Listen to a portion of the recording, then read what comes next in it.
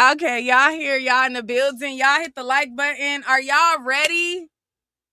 Are y'all ready for us to get into some things? Okay. Are y'all ready for us to get into some things? All right. So somebody said, don't loosen it, let them watch from the bushes. They so obsessed with us, baby. It's like, they watching from the bushes, they waiting, they looking and all of that. Like, why are you so obsessed with me? I don't even know. They so obsessed. Make sure the audio is sounding good. Can y'all hear me clearly? Matter of fact, let me check my audio because baby, we are about to be on a roll. Hold on. Hold on. Let me check the audio. To take this chat off of the screen. I did not put that up there. Okay, the sound is good. The sound is good. The sound is good. Da-da-da-da-da. All right, we're running it back. We're running it back. We're running it back. All right. So, what's up, y'all? Shout out to everybody in the building. What's up? What's up? What's up? It's your girl, Neek. You're tuned in to Neek at Night. And it is quite the acquired taste over here. If y'all don't know who I am, let me introduce myself. Hey, what's up? It's your girl, Neek, and you're tuned in to Neek at Night. If this is your first time here, over here we are the Night Owls. If you have not hit that subscribe button, I want you to go ahead and do that right now. This is a channel where I talk about celebrity news and gossip and give my opinion on trending stories. But just know, keep in mind that over here, this is an acquired taste. You know what I'm saying? This ain't for everybody. So, proceed with caution. But, still hit that subscribe button. Anyways. All right, let's get down to business. So there has been a lot going on in this Nolan Wells story. There has been a lot of updates in the story, and there has been a lot of copycat activity. And it is definitely showing that we are the blueprint. If you notice, whatever they say, I gotta do. Whatever they say, I gotta do now. That's what it's giving. So, as you can see, Nolan Wells' mother, she retained the counsel of Ben Crump, Al Sharpton, or she had the help and assist with Al Sharpton, etc. They have been on a mission to get to the bottom of this story. Now, from the beginning of the story, before we heard from Nolan Wells' white friends, we heard from Nolan Wells' black friends, right? The first people to go and run their super cape and put their super cape on was Nolan Wells' black friend, Javon. He did an interview with TMZ, and then we heard from his black friend, Tristan.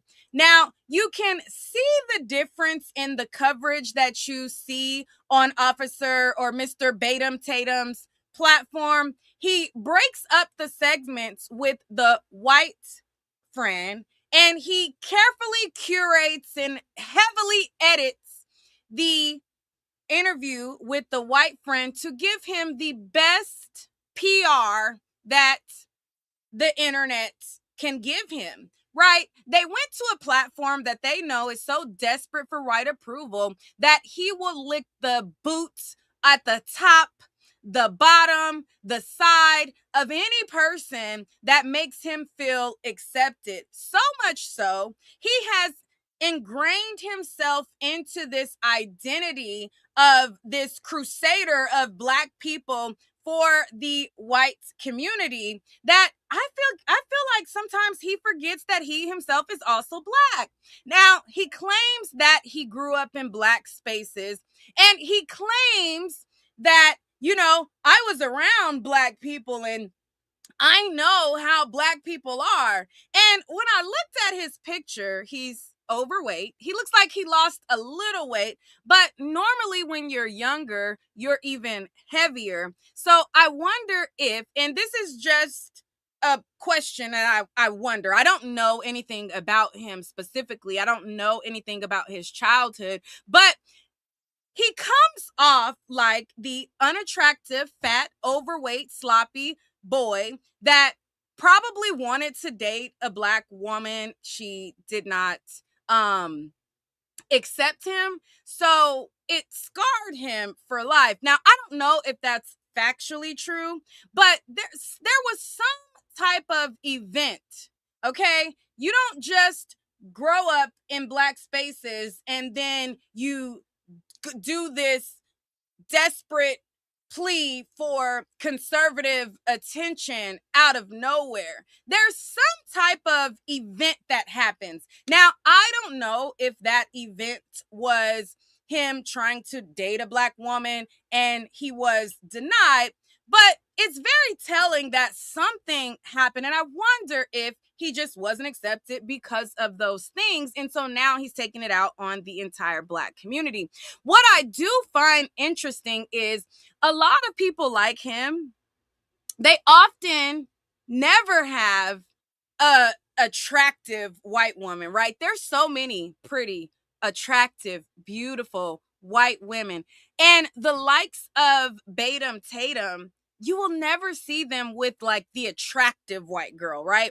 Because the Black women didn't want them. The pretty white girls didn't want them. So they seem to flock to the unattractive, mid, under wanted white girl. And they give them some type of attention. He's married to her.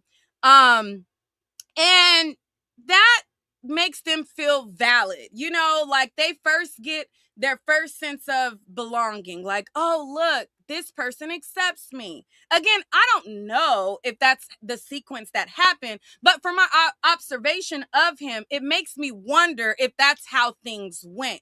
You know, the pretty white girls was out of his league. The mid, below average, mediocre was the first one to accept him. And he finally got this sense of acceptance. So he felt like he was better. Like, oh, you're, you know, and in those spaces, oftentimes they hear things like, you're not like the other Black people. You're not like them. You're better than. So he has this chest poked out where he thinks that he's better than Black people. So he gets on his platform and he offers his platform to lick the boots of his audience, okay? The same audience who, like everybody has pointed out, he wasn't even good enough to speak for their funeral or be welcome in attendance. But whenever we need you to windmill for us and run PR, we'll let you come to the preliminary hearing. We'll let you come to that. But oh no, we like, do you want to come to the funeral? You're not welcome. You want to speak? Oh no.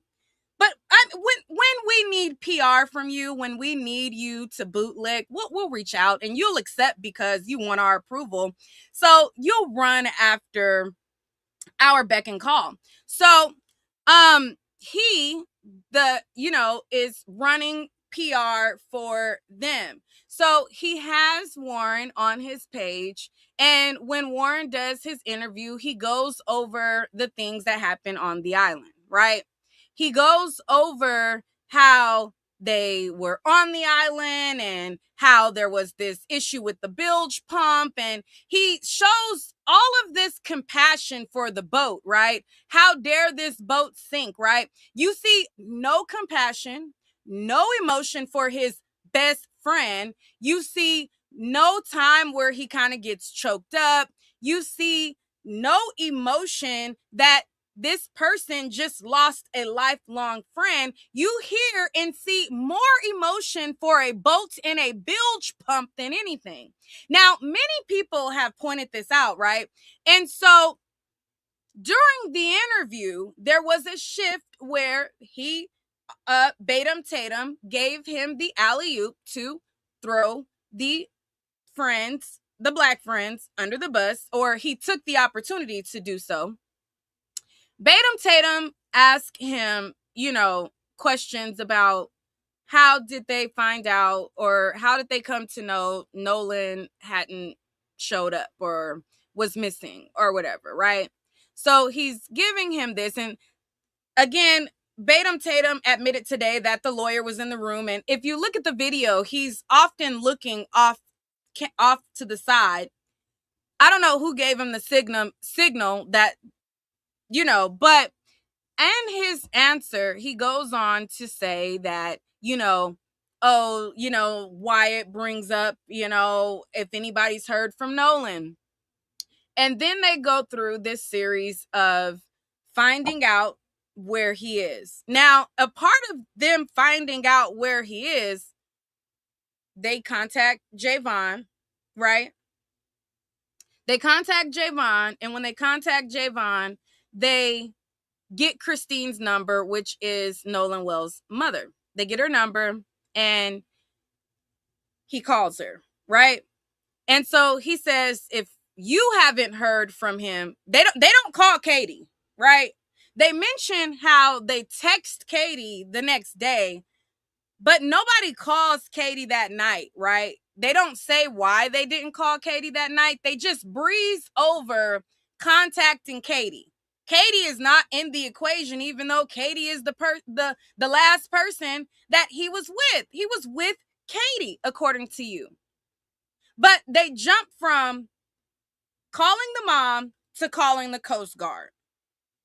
While they explain about calling the mom, jumping over the fact that he's supposed to be with Katie, they don't mention calling Katie and talking to Katie until the next day. They explain to us that we called the mom.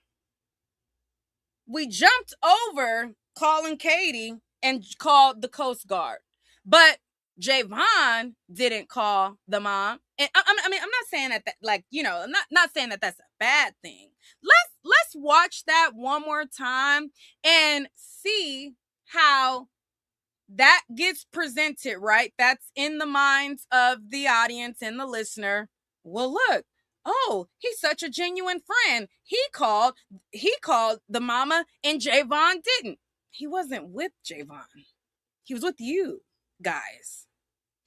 Let's run that back and then go into the alley-oop that Tatum is now pushing into their minds as well.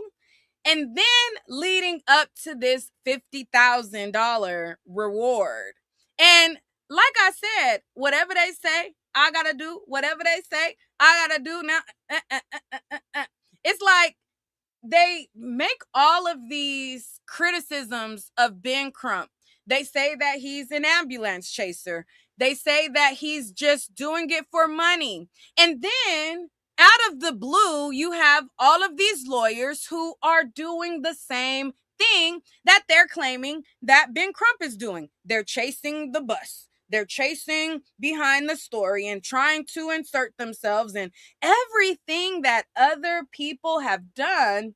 Now they're doing. Oh, there's an offer from Tyler Perry and Terrell Owens and these different people. And oh, there's a pursuit of lawsuits from Nolan Wells' mom. Then after they go and they say, we're going to make pursuits, then they're like, oh, whatever they say, I got to do. Whatever they say, I got to do. Now, then you hear, now this person is making a pursuit. And then you hear, now y'all made award money? Okay, even though according to us, the only thing that happened was a drowning. Nothing happened but a drowning. Nothing to see here. There's no foul play. You guys are barking up the wrong tree because nothing nefarious happened. Then the audio gets dropped. Then there's a reward from Warren's father. And all of these intimidation tactics to silence people searching for answers. Now, I cannot say if they did anything because I wasn't on that island. I wasn't there. The autopsy hasn't come back. We don't know what was in his system, but we do know that conveniently, as it's getting closer to us possibly getting results from the autopsy, conveniently, he's throwing this idea that it was possibly the Black friends because Black people are more likely to kill Black people. And then he's throwing out these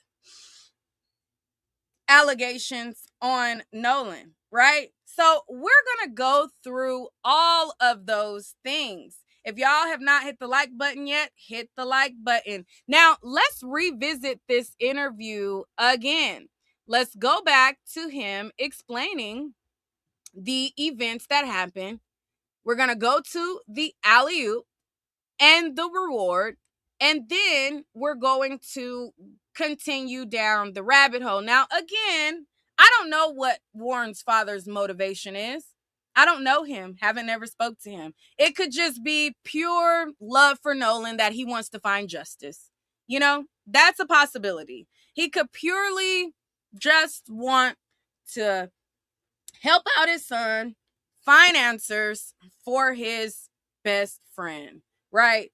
That could be a possibility. I don't know. So I don't want you guys to think that that's out of the realm of possibilities. I'm just saying, from my observation, it looks like, you know, a shaping, a curation of a narrative to me.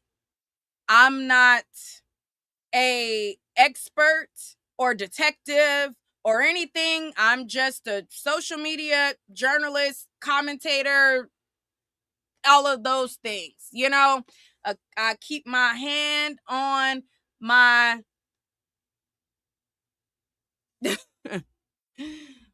child. So let's revisit this. Long day at the aunt, so we were all tired, and eventually we go over to a girlfriend of mine. She was having people over for 4th of July. We were doing like fireworks and stuff, so we all went over there to swim and hang out. And I was this infamous picture that I've seen online of Nolan in the water in the swimming pool. Yeah. Where is this picture associated with? Because you said you guys went back to swim. Nolan wasn't with you. Yeah. So where is this picture at? Like, what is it? What's the context around that picture that's been floating? That picture is taken on June 27th, a week before the 4th of July. We all went to a friend of ours in Pass Christian. We have a lot of friends from Bay St. Louis, Pass Christian. We all went over there to hang out, and And Nolan was in that picture. Nolan was in that picture, and if you look in the picture, my arm is around Nolan in that picture. And I mean, that was a week before the 4th of July, so that picture is not associated within even the same. I mean, that was like a week before, so yeah. So you guys are now at swimming and having a good time at a lady friend's house. Right. I never got to the pool. I talked to her dad for a while, and I mean, all my friends were downstairs. I went upstairs, talked to her dad. We were talking about boats and stuff, and I've been with my friends all day. I was just talking to everybody, but so you talked to the young lady's dad, and then how long was it before you realized, or you guys realized that, well, where's Nolan at? I mean, I went back downstairs, and all my friends were just hanging out, and my buddy Wyatt had addressed, talking about Nolan, and I was like, well, where is Nolan? Have y'all heard from him? All right, so Wyatt had addressed Nolan. They were talking about him, right? So he says, oh, I go downstairs. They're talking about Nolan. And I think, well, where's Nolan? And he was like, no, we haven't. And I was like, okay, well, it's a little concerning. Like, I mean, I'm not freaking out or anything, but like, I'm trying to find out where Nolan is. So I texted. I mean, you haven't shown that you freaked out at all throughout this whole thing. You haven't shown emotion. You haven't shown you cared. You don't seem to care that you missed your best friend's funeral. Like, you show no type of freaking out at all. I mean, I believe that. Javon, and I was like, hey, and also a couple other buddies, and also that where Nolan is. So I texted Javon, and I was like, hey, and also a couple other buddies that I had at the island. I was like, hey, have y'all seen Nolan? Did he ride in with y'all? And all the buddies were like, no. Well, I texted Javon and I was like, hey, can you send me Miss Christine's number? Because I haven't heard from Nolan. And if she hasn't heard from Nolan, then I'm calling the Coast Guard.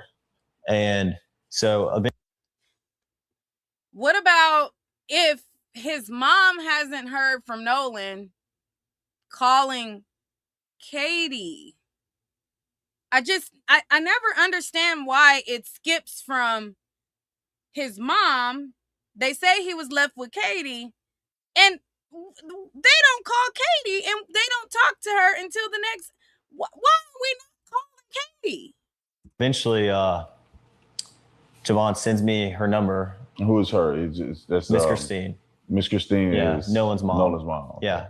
And I walked down to the dock because, I mean, there was a lot of people today. It was not a lot, but, you know, there was probably 15 of our friends there. And I was just like, walked down to the dock with a couple of my buddies, and I got on the phone I called Miss Christine, called her the first time. She didn't answer. I called her a second time, and I got on the phone with her, and I asked her if she had heard from Nolan. She said no.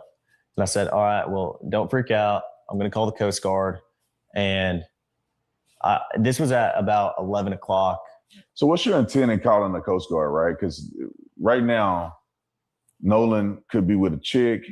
He could be with somebody else. Right. He could have gone back with somebody else. What made you concerned enough that you felt like you couldn't weigh it out anymore? You had to call the Coast Guard. Well, I mean, like I said, my friends and I have been on the water our whole life. Stuff happens. People die all the time. I know people that have died out there. All right, so he goes into this, people die all the time. Like, I know people die all the time. So then comes the second alley-oop, right? So the first alley-oop is, I called, Javon didn't even call. Even though you're the one who thinks something may have happened, Javon is like probably thinking, well, wasn't he with Katie? Like, all right, here's her number. So then this is the next alley-oop.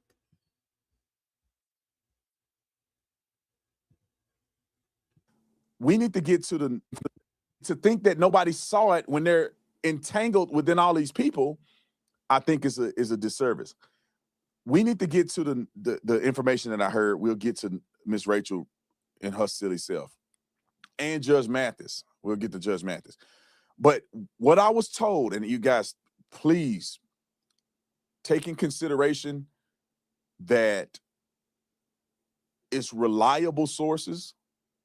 However, the only way to prove the truth in this is if I see it with my own eyes, if the law enforcement have the investigation of this, and also when the toxicology results come out. But people are messaging me and telling me so that he is a former officer. He wants us to believe that he was a good officer, right? He knows how police investigations go.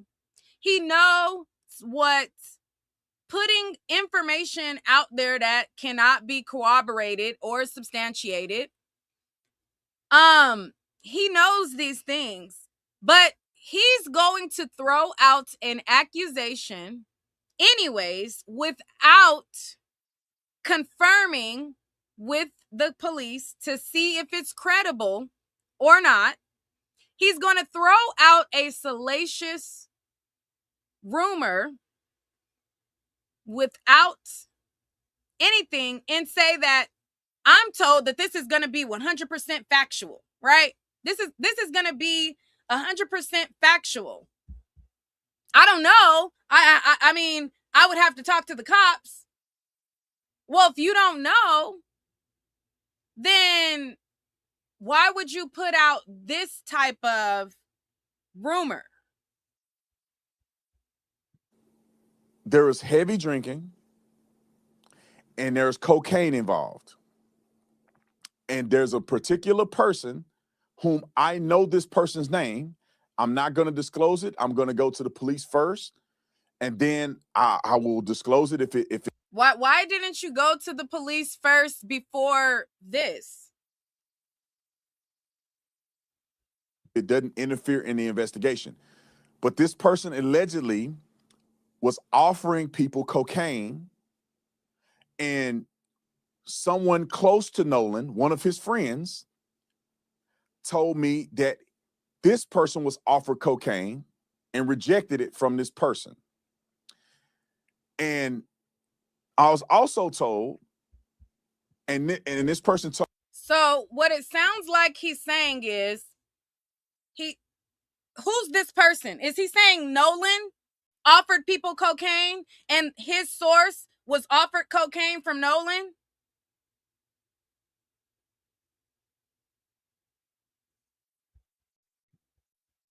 Told me that it's over 100% chance. And someone close to Nolan, one of his friends, told me that this person was offered cocaine and rejected it from this person. And I was also told, and this person told me that it's over 100% chance that Nolan was using cocaine during this period of time. This person said it was 150% sure that when the toxicology comes back, that Nolan will have cocaine in his system. All right. So that was the second alley-oop, right? So he gave that alley-oop. And this person is so sure, right? So sure that there's going to be cocaine in his system. Now, again, I talked to you guys in a previous video how in the case of Blaze Taylor, he orally gave his pregnant baby mama liquid cocaine. It was given orally, and it was a lethal dose that killed her and her unborn child. Now, how is this person so sure that Nolan is going to have it?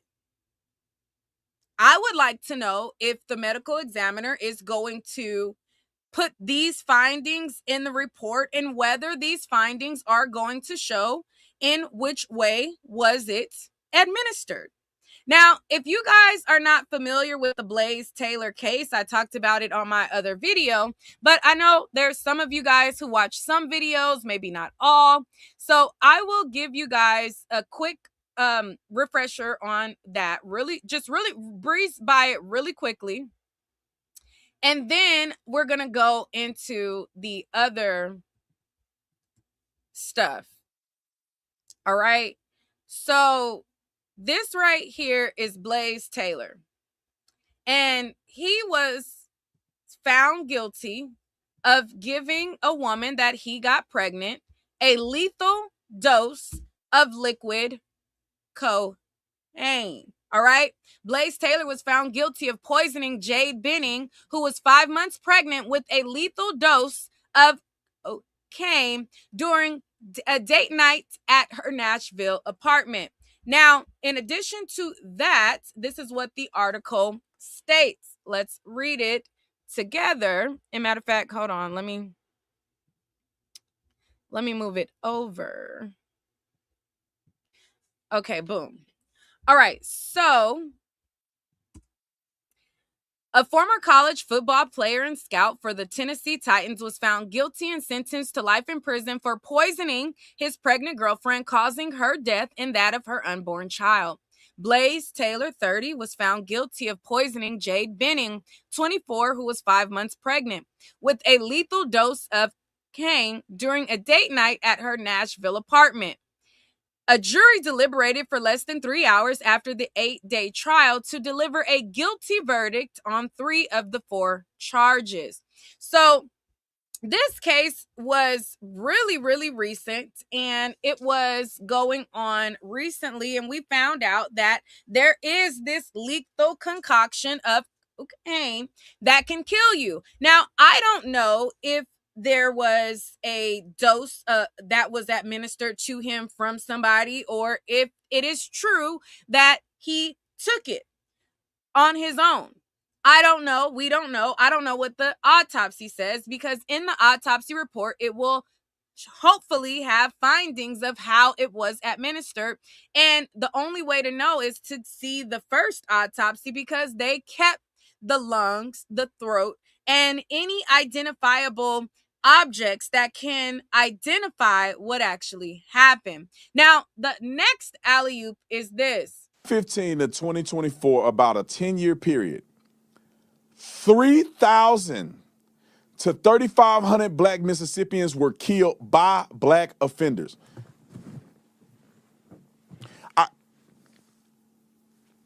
This mother said 3 scenarios, didn't he? Make sure that's right. He gave 3 stories of alleged impropriety. That seemed like a high number, but he gave 3 stories of impropriety spanning over, I don't know, 30, 40 years. Just in 10 years, there's 3,000 to 3,500 black people killed by other black people. You tell me what, like. And how many white people, Tatum, are killed by other white people? Because the data, if you were being truthful, is going to show that most killings are intraracial, being that of people of the same race. White people kill white people in large numbers. Black people kill black people. Asian people kill Asian people, etc. If you're going to throw out these stats about black on black crime, surely you have the data of white on white crime, because most crimes that are committed are proximity, and most people are in proximity of their same race a large amount of times. But you're not genuine, and you're not going to be fully transparent. So you give these skewed facts to try to shape the narrative some type of way to try to make black people look bad. When y'all talk about historical context, when you stupid, all that stuff makes sense to you. So if you want to play the historical injustice math, it's fair to believe that a black man that's killed could be killed by another black man. How you know the black kids that were out there with Nolan had nothing to do with it? Statistically, historically, it's more likely that he'll be killed by a black person. Ignorant, y'all Negroes, ignorant.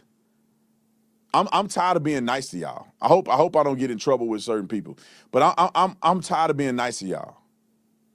I'm sick of y'all low vibration, ignorant Negroes. And y'all stupid on every level. And disproportionately, black people come across as stupider than anybody else, disproportionately. And that's him throwing out stats where, in his mind, he thinks that he is above us, right? He thinks that y'all are stupid.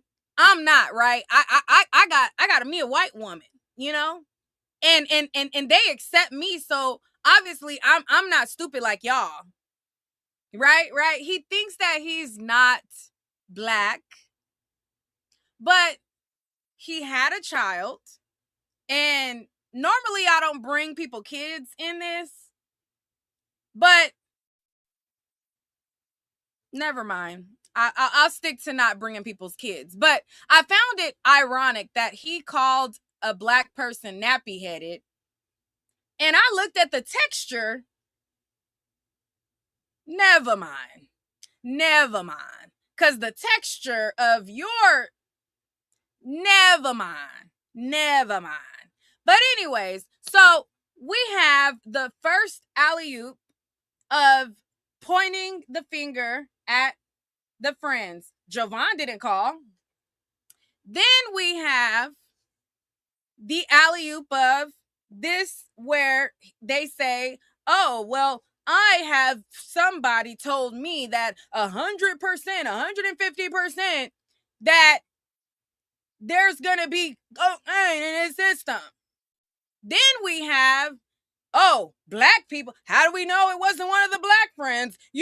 Black people normally kill black people. And it probably was one of the black friends. And my question to Javon,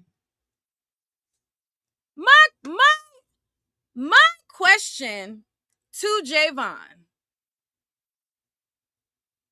how do you feel that you ran out there to throw on your cape for people that threw you under the bus as fast as they could? You ran out there and you gave so loving responses. You tried to take up for your buddies, and you was like, this isn't a race thing. And the first thing that your buddies do, and he gets on this interview, and Javon didn't call, but there's nothing wrong with that.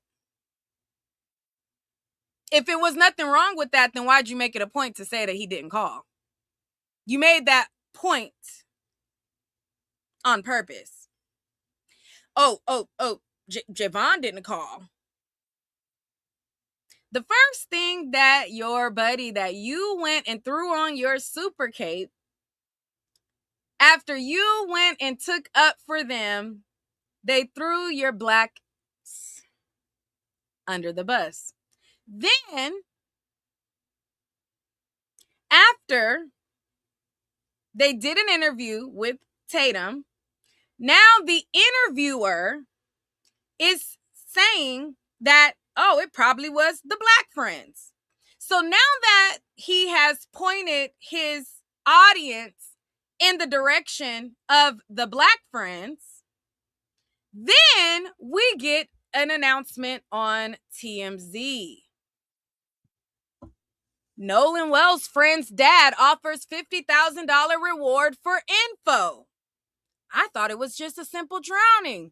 I guess not. According to them, obviously, there must be somebody that we should be looking into. Officer Tatum, or Batum Tatum, he's telling us that we should be looking at the black friends. Oh my God. Wait, what is going on? Who's the culprit? $50,000 reward from Warren's dad. Oh my goodness. Is somebody responsible? Did his black friends do something to him? Oh my God. Oh my goodness. Dr. Benjamin Hudson, the father of Warren Hudson, tells TMZ he's offering the reward for any information that leads to the arrest and conviction of the person responsible for Nolan's death, laying a $50,000 reward on the table for information that leads investigators to whoever may be responsible.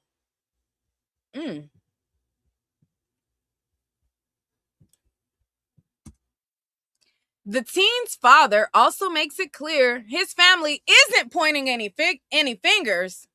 They're not pointing any fingers. Batum Tatum may be pointing fingers. They're not pointing any fingers. The teen's father also makes it clear his family isn't pointing any fingers, telling us we don't know that anyone had any involvement, but we care about Nolan and want to find out what happened. Dr. Hudson also firmly defends the teenagers who were with Nolan that day, saying he believes the boys on the 3 boats had no involvement in Nolan's death, and plainly puts it, we still don't know what happened. Now, if you guys remember, there was 3 boats that was with them, right? They emphasize how there's 3 boats that was with them. But I don't believe that Javon's boat was one of the 3 boats that was with them. Now, did Javon go to the island? Yes. But from my memory, I don't know if he was on the boat with them. I know that Trayston made a comment, and he made a specific point to say, oh, well, I was supposed to ride with him, but I didn't. I think Javon made a similar point, but they're making it clear that the 3 boats, they don't believe the 3 boats had anything to do with it, right?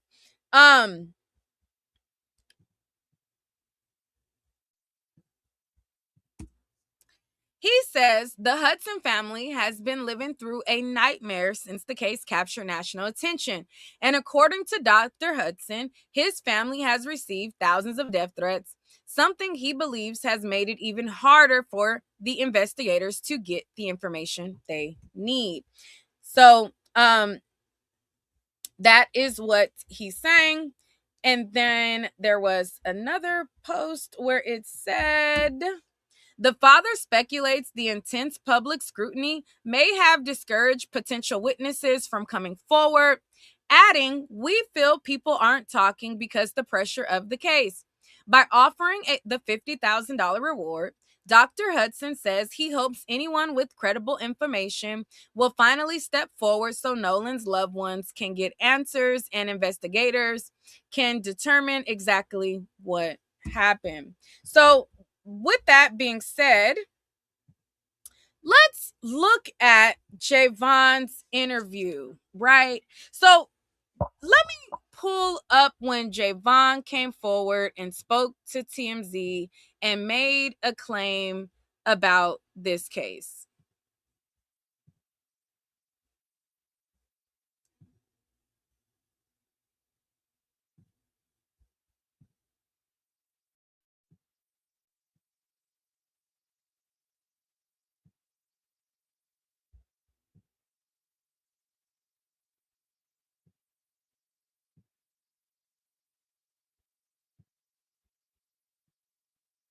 Around social media where people think that they're hearing an argument between people and they're wondering whether or not Nolan is one of the people in that argument. You just described that you had another friend, not Nolan, another friend who was in and got into a dispute. Is that video the other argument that you were talking about? Yes. So, but is that Nolan in the video? I can't tell. It's too far away. But in that video, I feel like the voices are too clear. Like from the side, it's too clear for it to be that far away, for it to be Nolan arguing. And then also that altercation, it sounds just like my other friend that got into the altercation on the boat. And they were trying to, like, as he was in that altercation, I was calming him down. They were trying to get him out off the island. They were trying to get him back to land because he was just losing it. So describe that. That's kind of interesting. What was that about? He was just very hostile. Like he was just like really like mad. Like they were just trying to, like, the parents on that boat were trying to get him out. I'm curious if the police have, I know they said they're still investigating. Did any investigators ever speak to you about what you saw that day? No, sir. Really? Okay. Cops have not talked to you yet.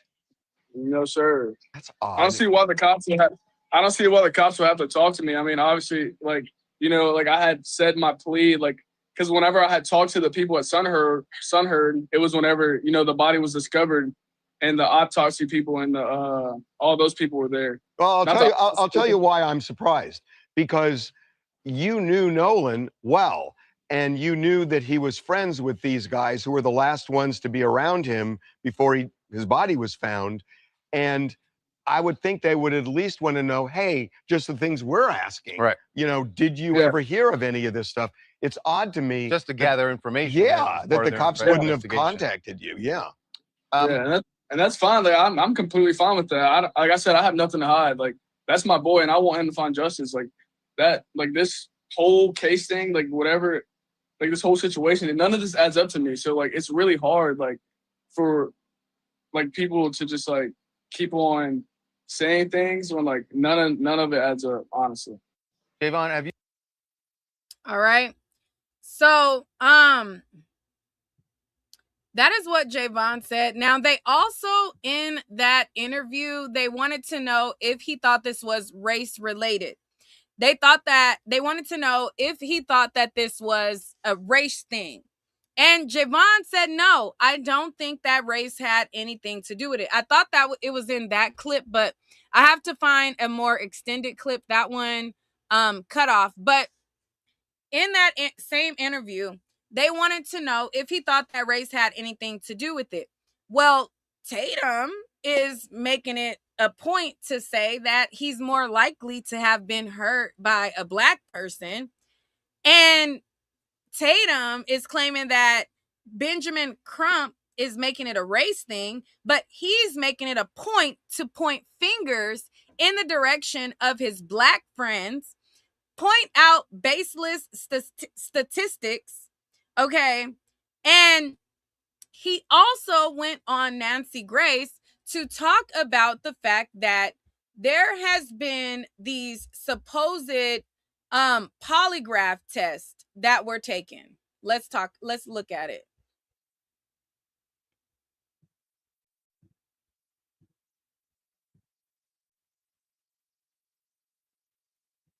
Have the friends taken polygraphs?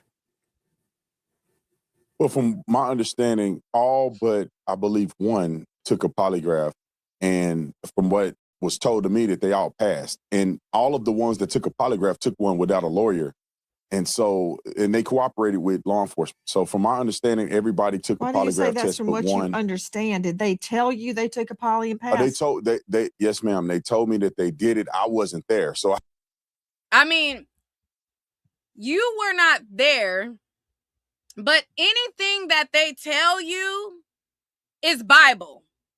Anything that anybody else says is a lie, but anything that they tell you just because they told it to you, you're operating off of it being facts.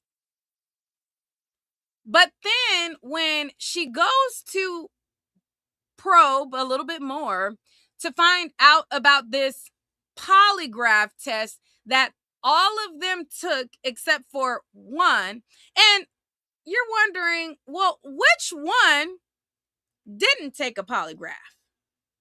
I mean, I'm sorry. It wasn't a polygraph. Which one didn't take this whatever test it was that wasn't a polygraph? You're asking, right? Well, he goes on to say that all of them took this so-called test except for Warren. And then we saw that we hear about this reward, but let's continue.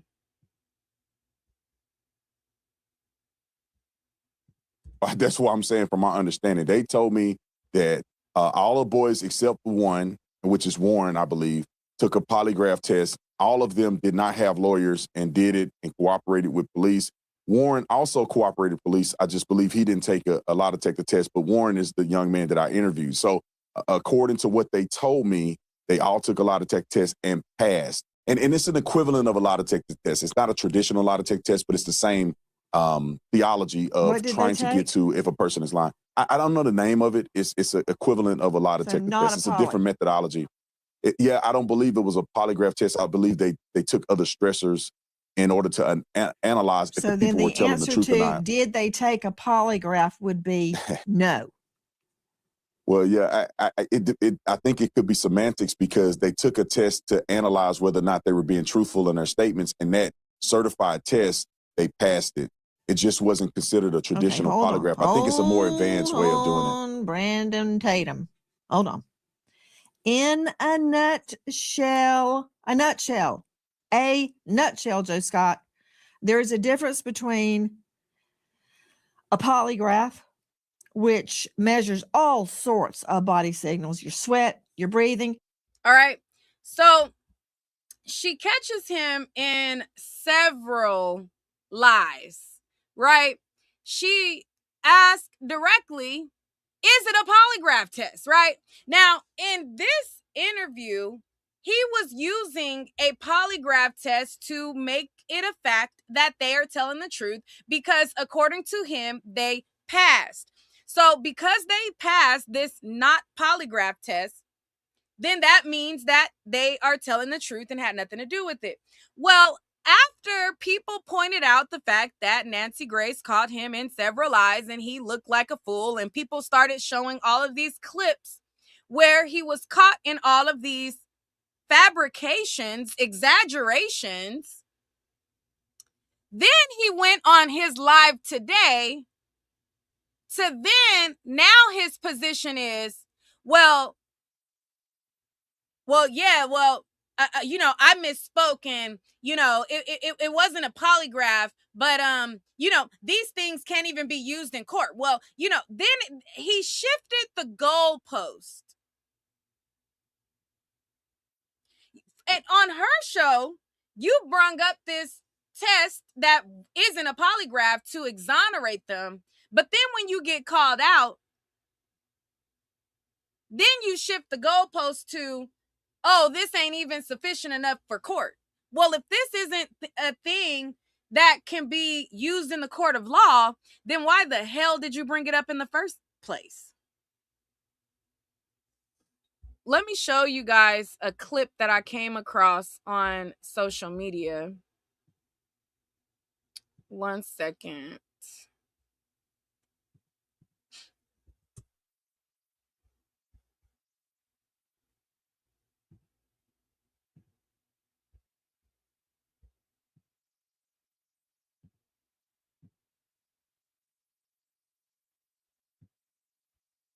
Nolan Wells's family hits social media giants, subpoenaing Nolan's accounts.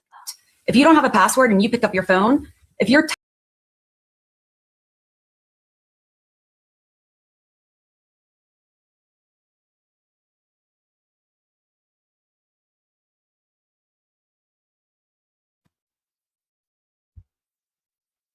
I don't know what happened.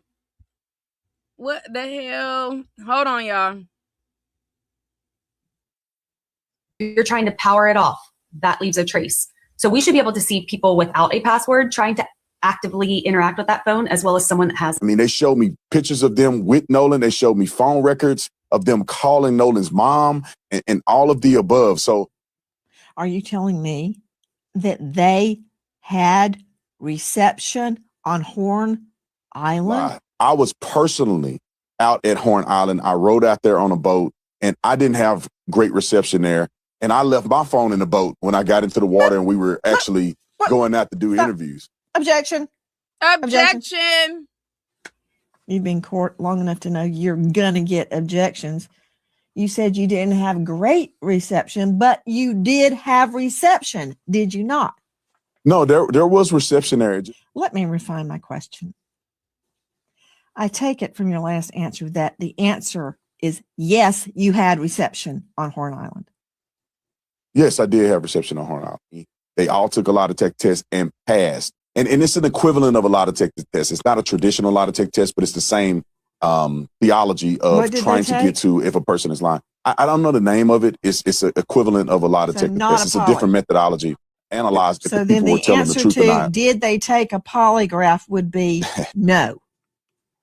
Well, yeah, there's a difference between a polygraph. All right. So this person right here, they pointed out all of the times that she said what happened, and then he changed it up once she wasn't going for him just saying anything. Now, today, as I stated, he went on his page, and let me find it really quickly. Let me see if the thing will show the timestamps already. It might not, because he just was live. Hold on.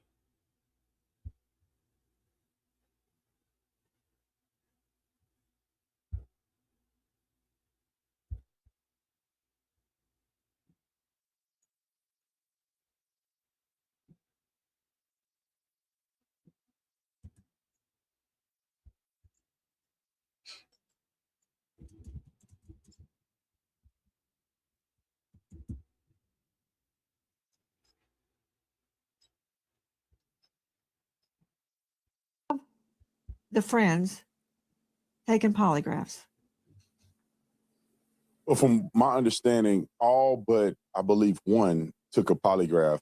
And from what was told to me that they all passed. And all of the ones that took a polygraph took one without a lawyer.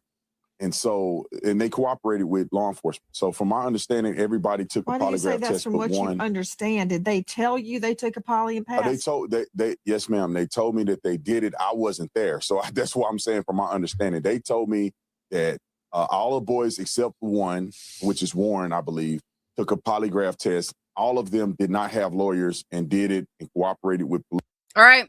And so what he's showing on the screen is Don Lemon calling out the BS that he said. So he's going after Don Lemon because Don Lemon is pointing out the fact that he is just throwing out a bunch of hogwash to curate a narrative for these boys that were, or these young men that were with Nolan. And this is his response. Police. Warren also cooperated with police. I just believe he didn't take a lie detector test, but Warren is the young man that I interviewed. So, so as you can see, I'm conflating lie detector test with polygraph. It was an error on my part to say polygraph, but I conflated the two, but I cleared it up. I made sure, because I don't want anybody to have ambiguity out there. It was a mistake on my part by not just saying a lie detector test to start with and then clarifying that the lie detector test was a voice stress analysis. And so I said polygraph test because they're synonymous. And in my mind, I'm thinking, and I'm just saying that. And then I clarified it because I realized that. All right. So after this, then he goes in to try to go in on Don Lemon because he tried to use this as a way to exonerate these boys and claim that because of this, they're innocent, right? But then when Don Lemon calls him out on this being something that he's trying to go on, then he backtracks and now he wants to make it a point that this isn't even something that could be used in court. But when he was on Nancy Grace, the reason why he brought it up is so that it can be used as fact that they were innocent because they passed this not polygraph test, this not a polygraph test. I'm saying polygraph test, and I mean lie detector test, and I couldn't think of the name of the voice stress analysis at the time. Then I came back and told her it's a voice stress analysis, and I'm gonna get to why this is a nothing burger anyway. And Don Lemon, who have no idea what he's talking about, he wouldn't know this because he's never done any investigatory work in his life. Wrote a clip, and so what they told me, they all took a lie detector test and passed, and it's an equivalent of a lie detector test. It's not a traditional lie detector test, but it's the same theology of trying to get to if a person is lying. I don't know the name of it. It's an equivalent of a lie detector test. It's a different methodology. Yeah, I don't believe it was a polygraph test. I believe they took other stressors in order to analyze if the people were telling the truth or not. Did they take a polygraph would be no.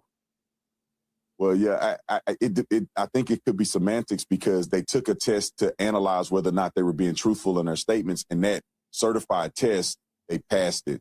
It just wasn't considered a traditional polygraph. I think it's a more advanced way of doing it. Brandon Tatum. Hold on. In a nutshell. So as you can see, all while he's talking, Don Lemon is giving these facial expressions like he ain't saying nothing, but he's saying something with his facial expressions to let y'all know that this boy is cap. A nutshell. So she moved on to another person. And so I ended up responding, which Don Lemon didn't have on his thing, obviously. But he did mention it. I give him the credit. He did mention that I responded and clarified. Let me tell you why this is really a nothing burger. Because a polygraph test, voice stress analysis are different, but neither one of them are verifiable enough to be presented in court. Most voice stress analysis tests are conducted on police departments all the time. It's like almost a new modern way to do it because polygraph is somewhat antiquated to a certain degree. And so it's less intrusive to have a voice stress analysis. None of that stuff matters in court. So if none of this matters in court, why did you get on Nancy Grace to try and make this a matter of fact to prove their innocence? Have the friends taken polygraphs? Well, from my understanding, all but I believe one took a polygraph, and from what was told to me, that they all passed. And all of the ones that took a polygraph took one without a lawyer, and they cooperated with law enforcement. So, from my understanding, everybody took Why a do you say polygraph that's test from but what you one. understand? Did they tell you they took a poly and They passed? told they yes, ma'am. They told me that they did it. I wasn't there, so that's what I'm saying. From my understanding, they told me that all the boys except one, which is Warren, I believe, took a polygraph test. All of them did not have lawyers and did it and cooperated with police. Warren also cooperated with police. I just believe he didn't take a lot to take the test, but Warren is the young man that I interviewed. So, according to what they told me, they all took a lot of tech tests and passed. And it's an equivalent of a lie detector test. It's not a traditional lie detector test, but it's the same theology of What did they trying to. Right. So notice how on Nancy's show, he uses it to say, well, they took it. It's not a lie detector test, but it's the equivalent of one. But, you know, they passed. They passed. Like, and he was trying to use this as a fact that they were innocent because they took it without a lawyer and they passed.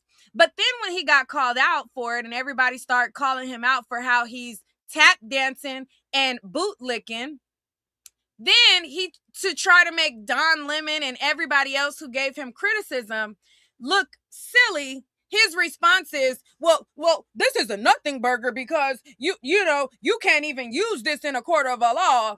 So why didn't you make it a point to say that in Nancy's show? Like, well, you know, you can't even use it in a court of law, but they did take one. You were trying to pass off that you are the end all be all investigator that knows all of the facts. And you made it seem like because you were told it by them that it was true. And anything that they told you just because they told it to you was evidence that it was true. And you were trying to make it seem as though you were the authoritative voice of knowledge in this because you talked to them and because they told you the information that they wanted you to know. So it's like, shut up already. He is exhausting. Now, let's move on to the parents of Nolan going on a interview with News Nation. Now, News Nation, I don't understand. I don't go to spaces that look like they are the likes of spaces similar to Tatum. However, the family decided to go on News Nation and they wanted to know about Tristan. Now, in a previous interview, the mother said that she didn't really know Tristan. In Tristan's interview, he said, oh, well, they know me because I've parked my car at their house and I've been to their house and I parked my car outside. So News Nation wanted to confront Nolan's parents with the information that Tristan said that he had been to their house. Now, it wasn't enough to just leave it at their interview. What they did was, in them interviewing the friend, they brung up Batum, Haters, Tatum. And they brung him up to try to make the parents look like they're liars and to make sure that the narrative gets reflipped back onto the way that they need the story to be told. Why they went on that platform, I don't know, but that platform seems to anyways, but let me share that for y'all. Swirl around the death of Nolan Wells, the 18-year-old who was found dead after boating with his friends on 4th of July weekend. Wells' parents and their attorney, Ben Crump, spoke with Chris Cuomo earlier tonight, and Nolan's mother said there's only one question she wants answered. Watch.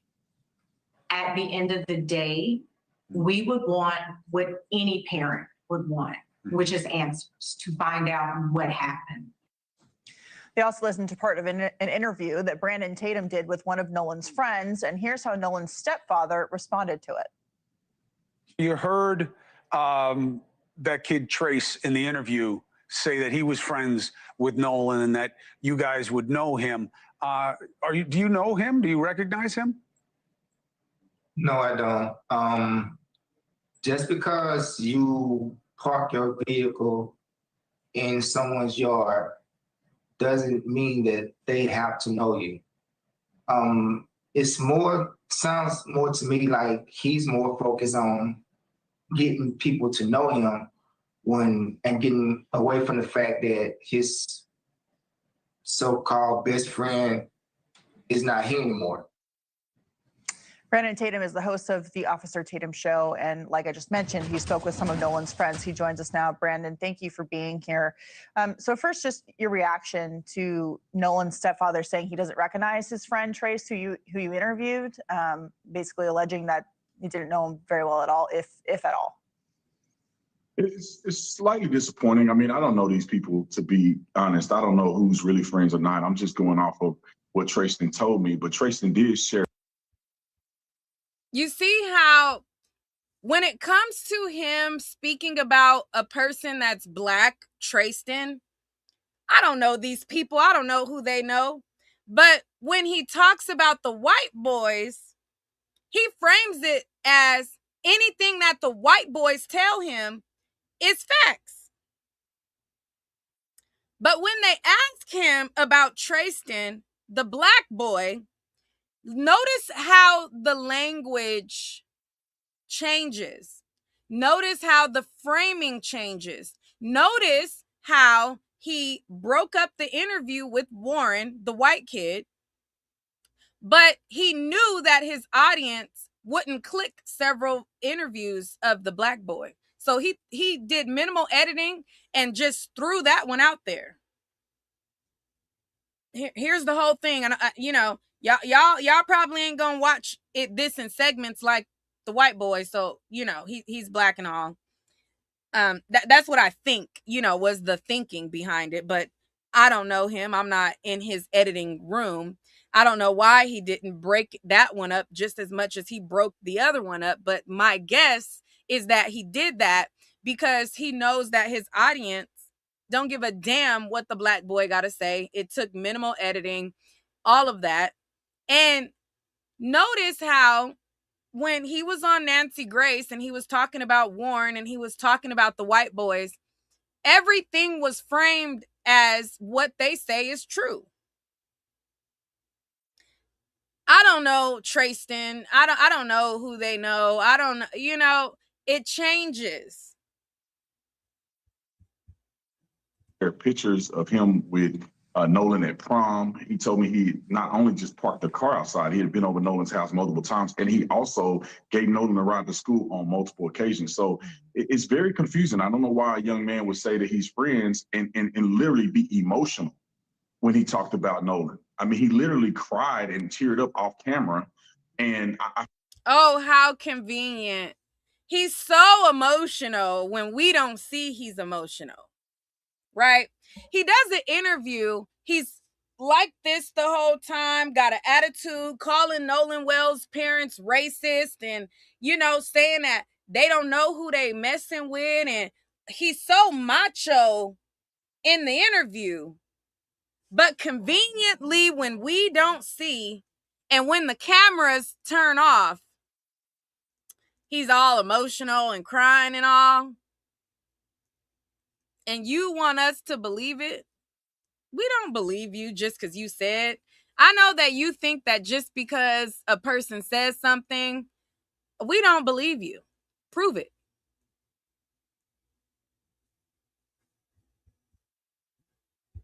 I felt like it was very genuine. And for the parent teared up off camera, literally cried and teared up off camera. And I felt like it was very genuine. And for the parents to say that they don't know him at all and won't even consider the fact that he believed he was friends with Nolan, it's very shocking to me, and I don't know if they're being genuine because you don't always know your children's friends, Right. or are they still trying to hold on to this agenda that no one who disagrees with the narrative of racism can possibly be associated with them because it destroys their money. Well, I'm not saying the parents' money grift, but Benjamin Crump's money grift. Yeah, I mean, we heard from Nolan's parents, and of course his mother. Any parent would want to know what happened, and she expressed that.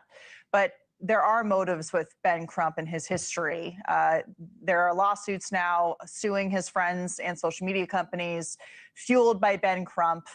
Do you think that he's helping this family or hurting them in their quest for answers? All right, so we know the answer that he's going to give, and we know why she gave that alley-oop, because they want to make it appear that this family is wrong for searching for answers. And they're wrong for searching for answers because we should just take their word for it, right? They're not genuine. They're not trustworthy. We're not taking your word for a fuck-ass thing. Okay? And I believe that it's very telling, though, the people that Nolan decided to be around, their views are very apparent how they feel about Black people. And then you take a deep dive and you see how Javon responded to it, how Trayston responded to it. You go to their social medias and you see who they're surrounded around, who they choose to date, all of these things. And you look at Nolan and, you know, there's no world that let me not. Anyways, so in addition to that, let me see what else we are going to go over. Because baby, let me see.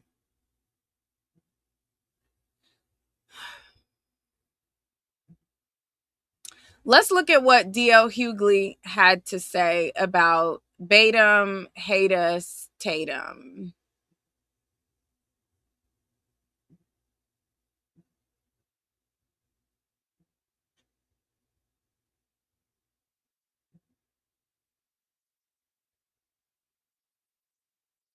This video was posted by Lamont Tyson, and it was D.L. Hughley's response to Tatum. Tatum. D.L. Hughley just said about me, posted a picture of me and my wife.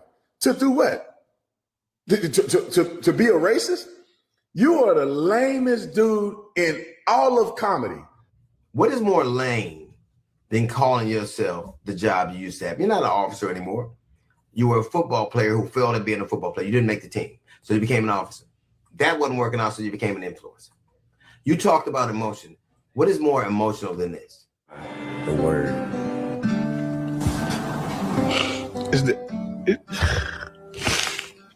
You cried for a white dude who the people didn't even think you worthy to speak at his funeral.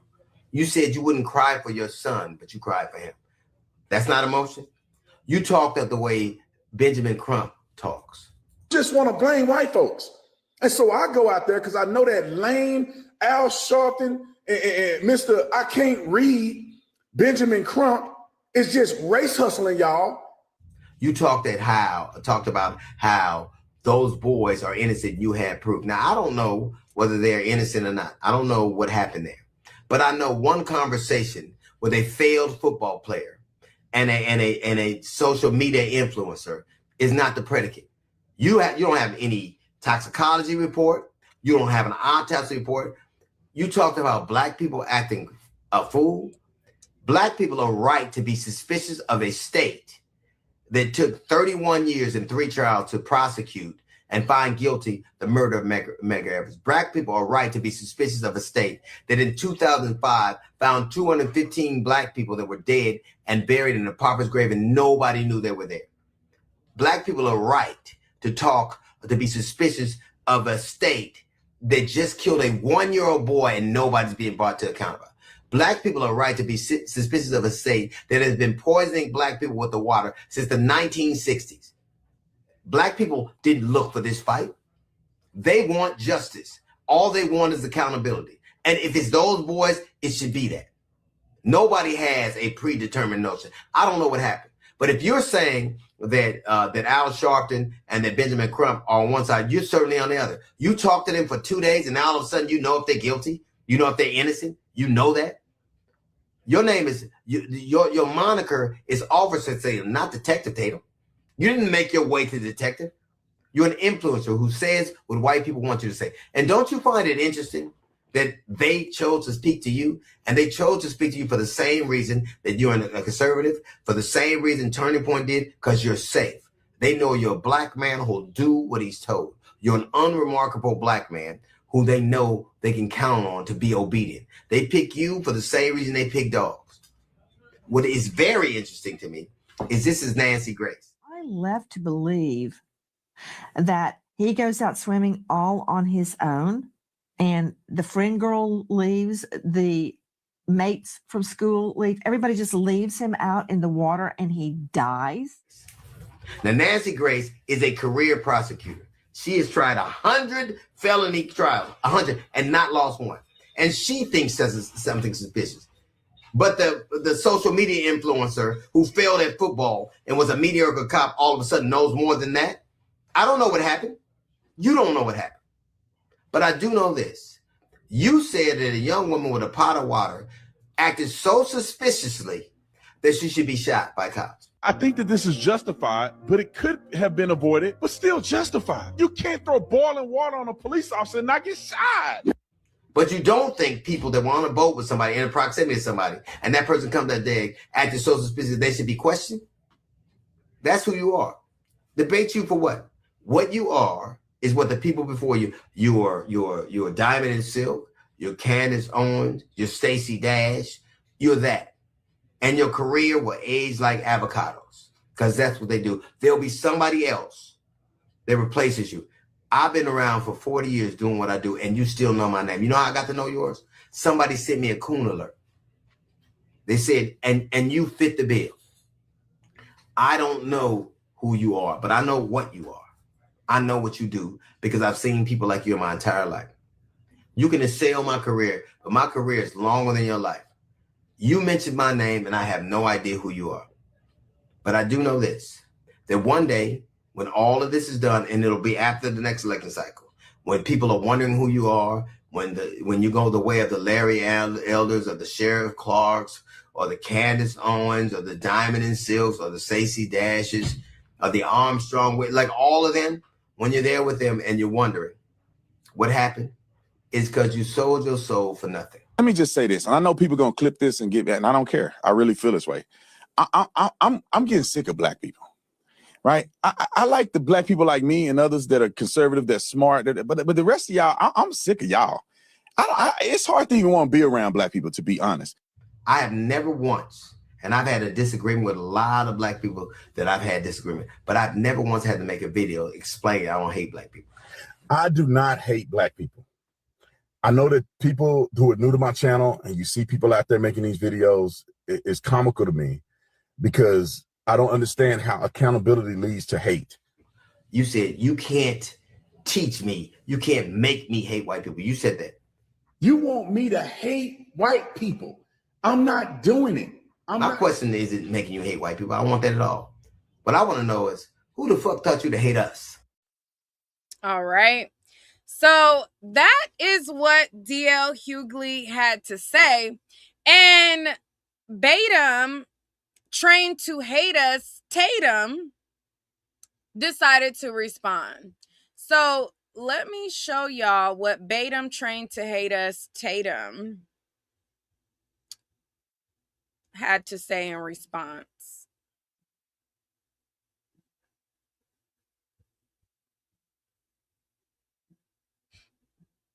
Influencer who failed at football and was a mediocre cop all of a sudden knows more than that. I don't know what happened. You don't know what happened. But I do know this. You said that a young woman with a pot of water acted so suspiciously that she should be shot by cops? I think that this is justified, but it could have been avoided, but still justified. You can't throw boiling water on a police officer and not get shot. But you don't think people that were on a boat with somebody in proximity to somebody, and that person come that day acting so suspicious, they should be questioned? Hold on. They were questioned, Stu Head. They talked to the police. This is why y'all ain't never gonna make it in life, man. This is why these people ain't never gonna make it, bro. I like, the only reason I don't totally think black people are completely a lost cause because I grew up around black people. I got black people in my family whom I love. So I have experience with black people who are not completely retarded. But when you look at these people, and I see why white people are sick of y'all. He really thinks that he is not black. You know, these people, you are these people, sir. You are the people that you claim are these people. I don't care how much ass you kiss, how many boots you lick. You are still a black man. And you will get your Negro wake-up call again and again and again. You bootlick Charlie Kirk. You are a Charlie Kirk wannabe. And I would go even further to say you're a Candace Owens wannabe until she got spent. But you were so close to Charlie that they didn't even invite your ass to his funeral. Those people didn't think your black ass was worthy to be amongst them. You wasn't at the funeral, you was crying about it. I love Charlie. Charlie was my friend. He hated them just like I hate them. Or whatever you said. I don't remember what you said verbatim, but you were crying about it, sad about it, how your black wasn't good enough to be invited. And then Erica said, you know, we can use a bootlicker for the preliminary hearing. And you put on your bootstraps and ran down to that state to shuck and jive and report on Tyler Robinson or whatever. And so I guess since you got an invitation, you think that your Negro wake-up call is over. Just like they told you that you wasn't one of them during Charlie Kirk's funeral and made it a point to cast your black ass out and showed you that you ain't unless they need you to do some shucking and jiving. That won't be the last time that you get your Negro wake-up call. It'll come again because you're the people that you claim to not be. These people, as in black people, are you. Look at the texture of your offspring's hair. They're black. They got the blackest strand that resonates through their hair, even though it's not black hair as far as color shade. It's black hair as in texture. And so you'll get another wake-up call again. But shuck and jive, why don't you? They pay a lot, okay? Racist, oh baby, they pay top dollar. Why do you think they all have gifts and goes? All of these racist conservatives have gifts and goes. And those gifts and goes are up. Okay? They make top dollar. So he knows that they're going to support. Now, I don't know if y'all supported my channel yet, but they support. Okay? They pay that money. Oh, you hate them Negroes just like me? Cha-ching. Cha-ching. Because if you ain't never met reasonable black people, and you listen to these fools all day, you gotta think black people has gotta be the dumbest people on planet Earth. You have to be biased looking at the stupidity. You got you think a woman who throwing a hot boiling water on somebody should get shot. That's called deadly force. I don't think she should get shot because she's black. I think she gets shot because it's according to the law. If you're in fear of serious bodily injury or death, which boiling water can cause, then a cop can shoot you. And the only reason this cop got in trouble because he white. And they want to make an example out of this cop. Oh, really? And he was a stewhead by the stuff he said before he ended up having to shoot her, which put him in a position where they will argue that he instigated it. Oh, but she really? threw boiling water at the cops. Go throw boiling water at cops today and see if you don't get smoked and they let you off.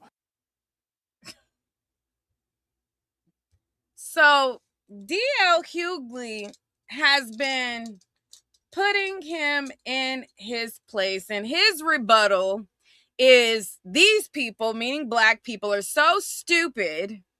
We're not dumb. We know your playbook. We know that you're willing to sell out, tap dance, shuck and jive, and do whatever you need to do because them conservative, white, racist that you appeal to. And again, I'm talking about a specific group of white people, the racist conservatives. They pay top dollar. We see how Chud the Builder went out and instigated and antagonized black people. And every time he had a run-in, the racist would say cha-ching, cha-ching, cha-ching, and that would go up. His money would increase. We saw how there was this woman, Shiloh, or whatever her name was, this white woman who was on a playground and she called a black boy the N-word. Oh, baby, that gift single. How much money did she make?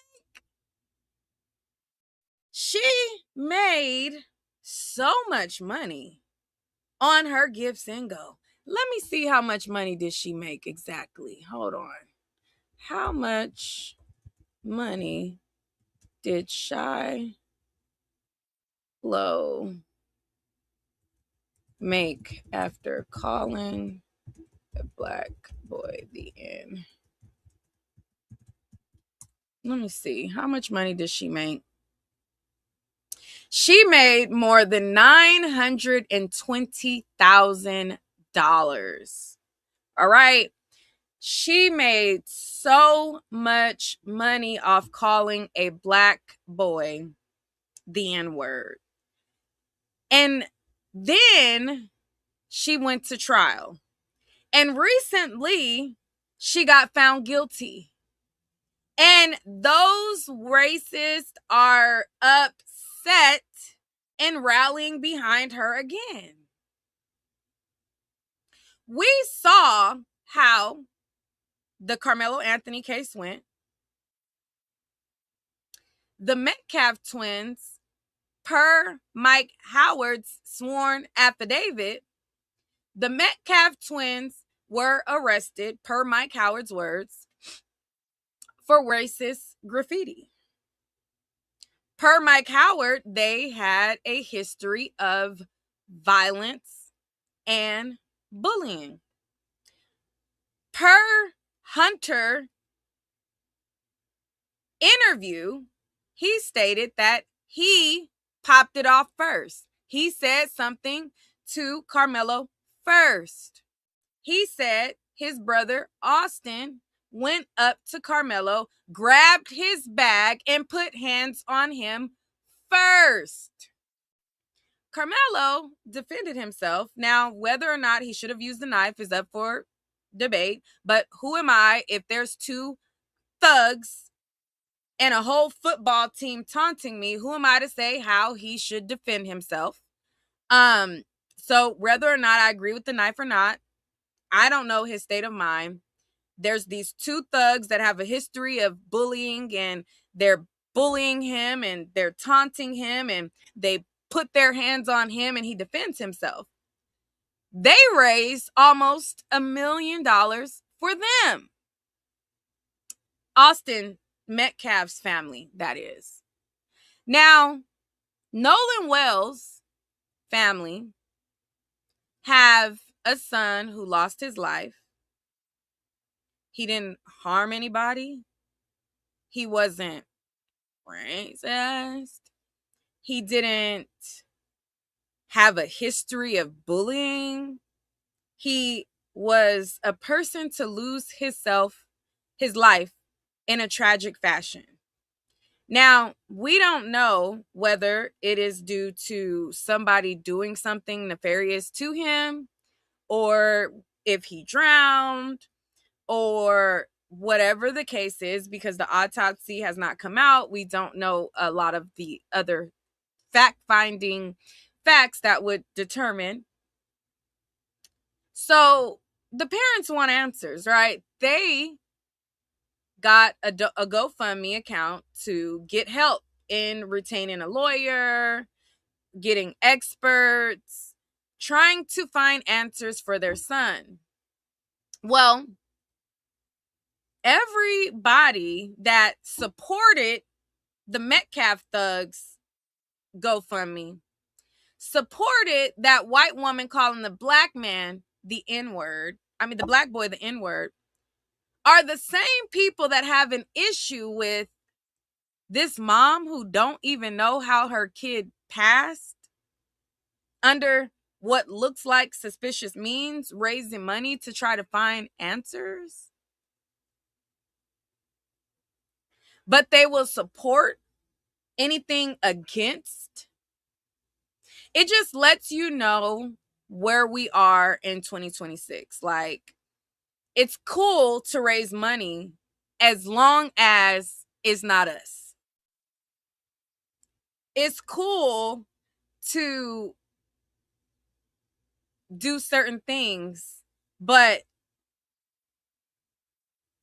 as long as it's not us.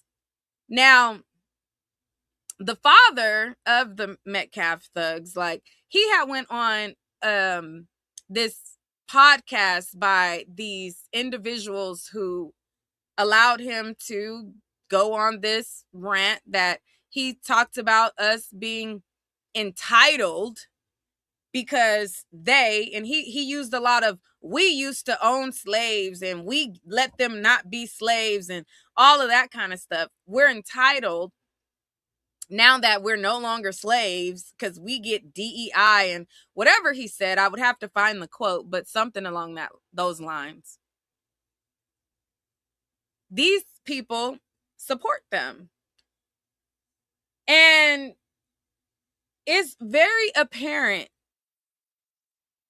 why they find an issue with Nolan's parents, but they conveniently don't have an issue with the others. Let me see what else it was that I wanted to pull up for you guys. We talked about Bart and his lawsuit yesterday. Do y'all want me to go back over that today? Because we went over it yesterday in another live, but I was laying down. I was in the bed going over those things. But if y'all want me to go over that, we could go over it again. Or if y'all want to come up, let me know. Press 2 if y'all want to come up and speak. Press 1 if y'all want me to go over Bart's stuff. Or press 0 if y'all are good. Shout out to the super chats. Someone says, Neek, I really appreciate your channel. Every case you cover, I learned something new and another dummy's exposed. So thank you. We got a $1.99 super chat and a $2 super chat. Thank y'all so much for donating to the channel. Somebody said, damn it, Bart. Damn it, Bart. All right. Let me drop the link for y'all. Those of y'all who want to come, oh, sorry. Those of y'all who want to come up, let me drop the link.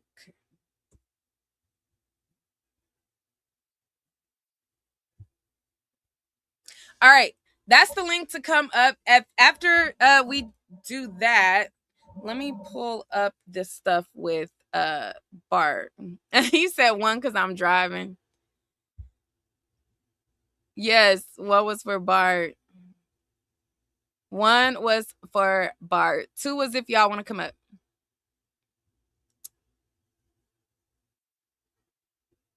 What? All right. So that's the link. In the meantime, let's go over this with Bart. All right. So Bart, and matter of fact, I'm gonna end this live and we'll start over. Come back. Matter of fact, come back. Refresh. Come back.